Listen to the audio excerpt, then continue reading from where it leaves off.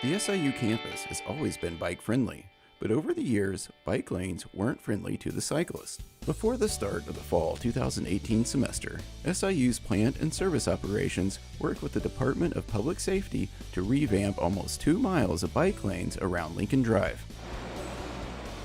We've had bike lanes on campus before, but they were very worn and they weren't done to the appropriate codes that they needed to be done to. Brad Dillard is the Director of Plant and Service Operations at SIU. He said before they were able to paint the lanes, they had to determine what the current standards are. We actually had to do quite a bit of research because there's several national groups that oversee the proper signage and terminology and notations on the pavement because we wanted to make sure if we were going to do this, we wanted to make sure we did it to national standards. You might think, why weren't the bike lanes already at national standards prior to 2018?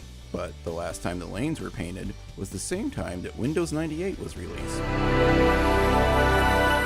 Google was brand new, and your computer took up an entire desk. Those standards change regularly, and there's obviously been, probably in the last 10 years, there's really been an emphasis around the country on national standards. So when those bike lanes were first put down 15, 20 years ago, these standards didn't even exist. So it's relatively new to have national accrediting standards around the country that cities, towns, universities can follow so that we're all doing it the same way.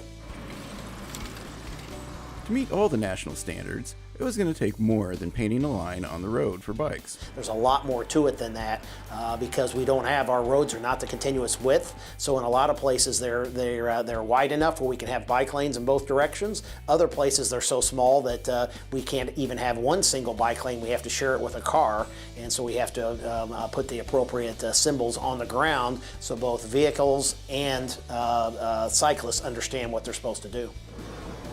Driving around Lincoln Drive, you'll notice 4 new types of markings on the road.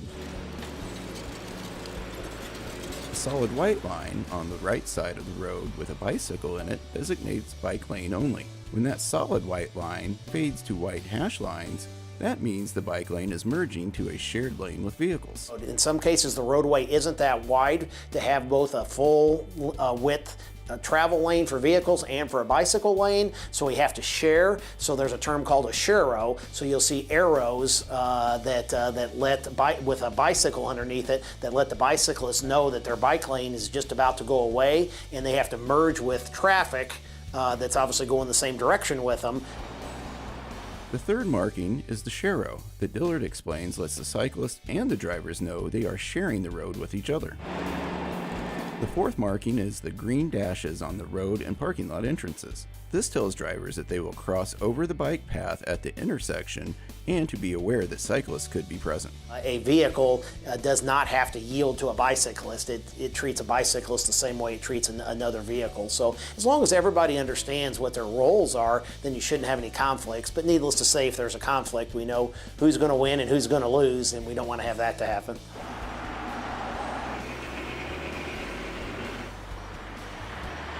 One conflict the crews had to face is the traffic on campus. During the summer, the PSO started at sunup painting the new lanes before the campus started to get busy. The bike path right now is probably in the neighborhood of about a little less than 2 miles of what we did this summer. But there's other bike path that we weren't able to get to as part of this first initiative that goes around Douglas Drive out by Campus Lake. So you will see the remnants of other bike lanes on campus, and we hope to take those in the next phase of the project. Next summer, the PSO will start revamping the bike lane by Campus Lake, Evergreen Terrace, and also join theirs with the City of Carbondale's. There are still a few challenges they are working on. They have bike lanes in a lot of areas. They've been expanding their bike lanes, so we've been working in conjunction with the City of Carbondale to try to marry their bike lanes with the university bike lanes to create this seamless transition. Unfortunately, we didn't have that because, one, our bike lanes were limited. We expanded from where we had before, plus you couldn't even see them